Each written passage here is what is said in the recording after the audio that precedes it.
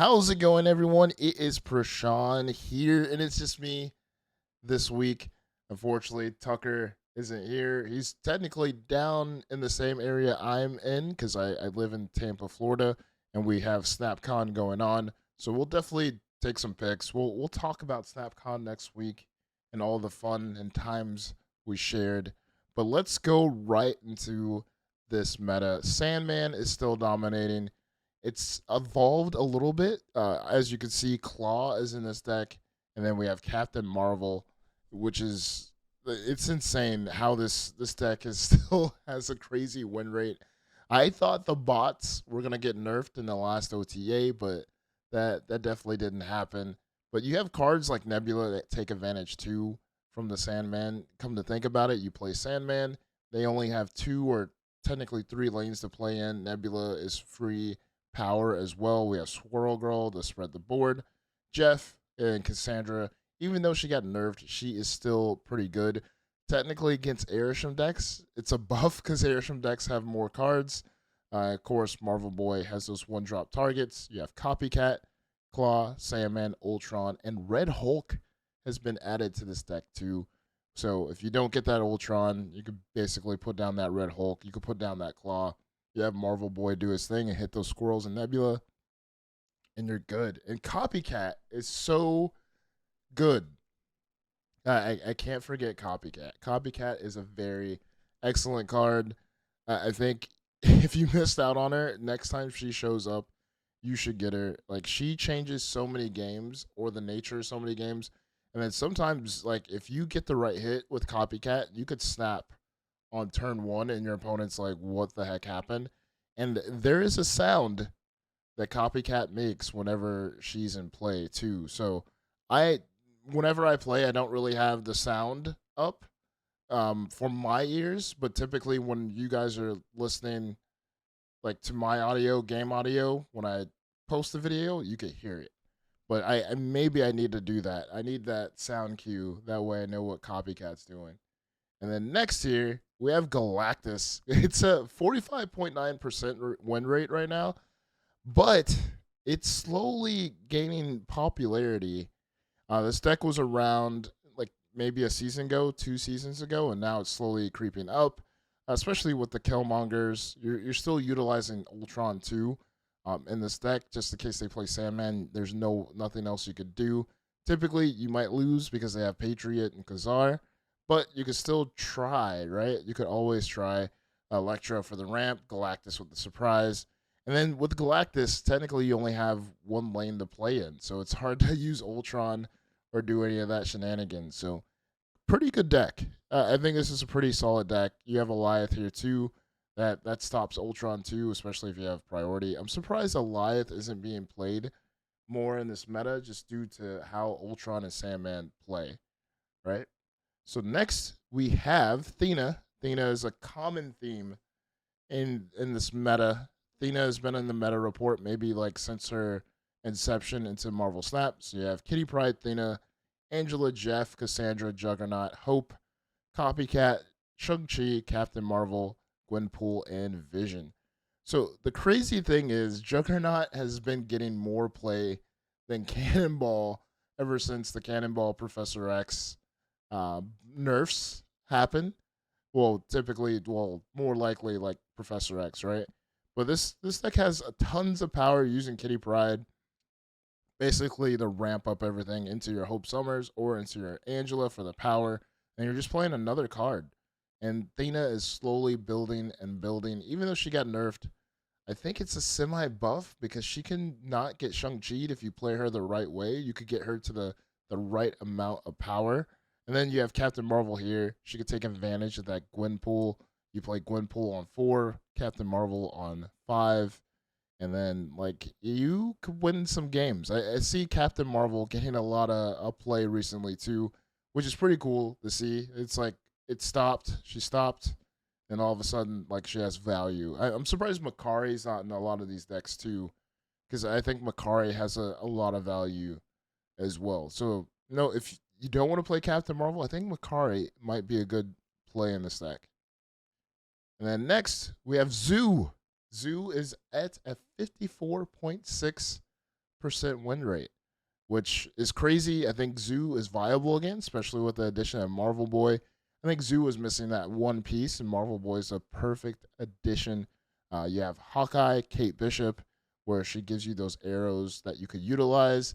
The acid arrow has been my favorite, and the animation for the grapple arrow is so cool. And then, of course, Kyra, and then Shanna, Kazar, Blue Marvel, Gilgamesh, and Mockingbird. Gilgamesh is a powerhouse. He can win a lane almost by himself if you have the right cards in play. And then, of course, Dazzler. Dazzler is amazing too. So it's good to see like a lot of these mid-rangey cards come together and like make a powerhouse deck that's actually viable in Marvel Snap. And the crazy thing is, you don't see that many Cosmos out there, and you don't see that many Shadow Kings, which is insane to like say and see. Like, there's counters to these decks, but it's just like no one wants to counter it. Everyone wants to go tall right now, which I totally understand, because maybe we're in a power creep, especially with Marvel Boy too. And then next we have Arishem. Arishem is at a 48.4% win rate, but it doesn't feel like that whenever I play against it. Arishem always goes crazy, or they always get the right cards at the right time, and I feel like no, it's probably 100% win rate against me. But this deck utilizes what I was talking about before: Shadow King, has Shang-Chi, Eliath, a bunch of countermeasures, and then you have Legion just to change those locations that go in your favor. I think what is it? Destroyed Mansion, the hot location. That was a few days ago. I think someone legioned me in that location and filled up my board with rocks, and I couldn't do anything. So it's another location for Legion to ruin your life, not just Central Park. there's also another one now in Marvel Snap. But Mockingbird utilizes all the extra cards you get from Arishem, and then you have Loki too for some Loki shenanigans, which is crazy. I think Loki is still pretty good. Loki's still a pretty crazy good card in Marvel Snap. And then next we have Darkhawk. Darkhawk is at a flat 58% win rate. This is the top Darkhawk deck. I'm pretty sure I did a video on this not too long ago.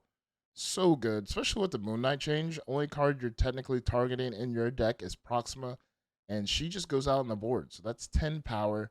And then you're trying to take away a card from them, especially with Ultron. You take away Ultron, or if they're playing Doom in their deck, you take away those Dooms, which is pretty amazing. You have Spider-Ham too. That way you could possibly target another card as well to get out of the way. And then you have some rocks and then some Clog. I really think Clog is the way to beat Ultron. That way they can't take advantage of that extra board space with those bots. So excellent deck. I think this has been in the meta, like, I think Stature Black Bolt has been in the meta for a while. It's been pretty good. It's a pretty good combination, even though it got, like, nerfed. Would I say, like, a year ago now? This got nerfed, but it's still awesome. And then next, we have Mr. Negative. Mr. Negative is at a 47.8% win rate. This is also another deck that can attack the meta. I know when I made my video on this deck, or a deck like it, everyone was like, Artem Zola, Artem Zola, Artem Zola. Which, fine, I get it. But I feel like with board space, I don't want to play Artem Zola. I'd rather just play Sage, get Sage huge, and then just play Taskmaster. I think that's the safest bet, especially if you don't know how to play Artem Zola in those combinations, or like you're afraid of RNG. That's the only reason why. But if you want to play Artem Zola in this deck, by all means do so. Right? I think when it comes to a deck, even if I see a deck from the top players, even if it's good for them, I typically switch out one or two cards where it's comfortable for me or it feels better for me, right? Because like sometimes like a Revis or a Safety, they might have a card, or Woody might have a card in their deck that they know like the back of their hand, but unfortunately I might suck with it and I'm not comfortable. Like Titania, I suck with Titania. Titania always screws me over, so I always try to put another card that I feel comfortable playing. So You could always switch up the deck to your liking. Whatever gets you the dubs. I say whatever gets you the dubs. Then next we have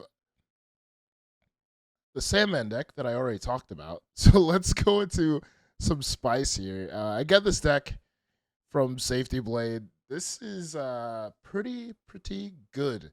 So if you want to go against all of those Sandman decks that are out there, this clock deck does pretty well.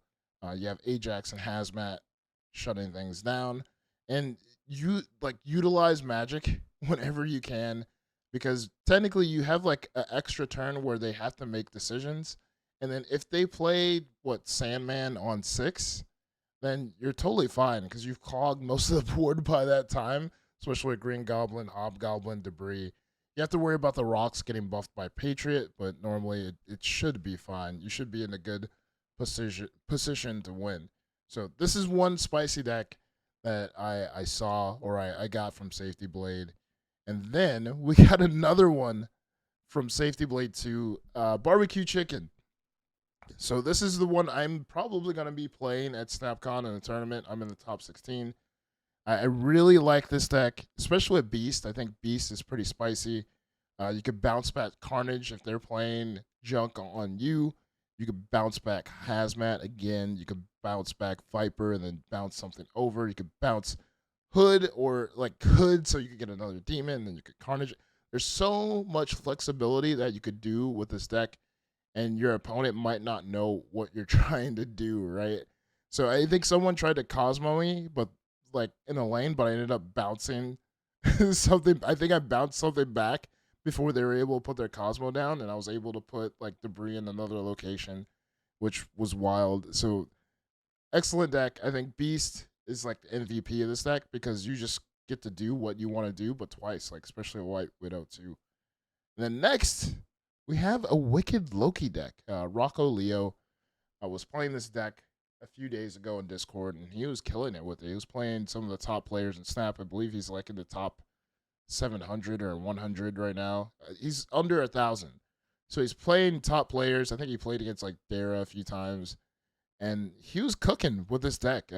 I know I got a lot of hate for the Quicksilver play in this deck. They're like, oh, you could play a minute. But Quicksilver is just here just in case as a safety net. If you want to live on the dangerous side, if you don't want to play Quicksilver and you think you could get another one drop in that's pretty good, go by all means do so. But I really liked the curve on this deck. I felt like even if I didn't get Wiccan, I was still able to win because of the cards I was getting. I was still getting cards from my opponent with the Cable and the Mirage. The Valentina was clutch too.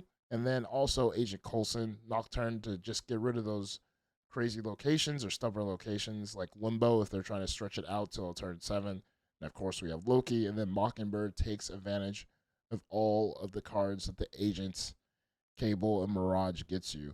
And then of course we have Psylocke to get your Wiccan out a turn early. So that is pretty much it for this week. And I don't know if you guys like it by me by myself or Tucker. I sort of miss Tucker. I'm glad I get him back next week. And I get to see him today. We might post a picture on Twitter. But thank you guys for watching. Thank you guys for listening. I'll have my variants of the week video coming out tomorrow, probably around the same time. So thank you for watching. Be safe. Keep on snapping. And peace. Snap.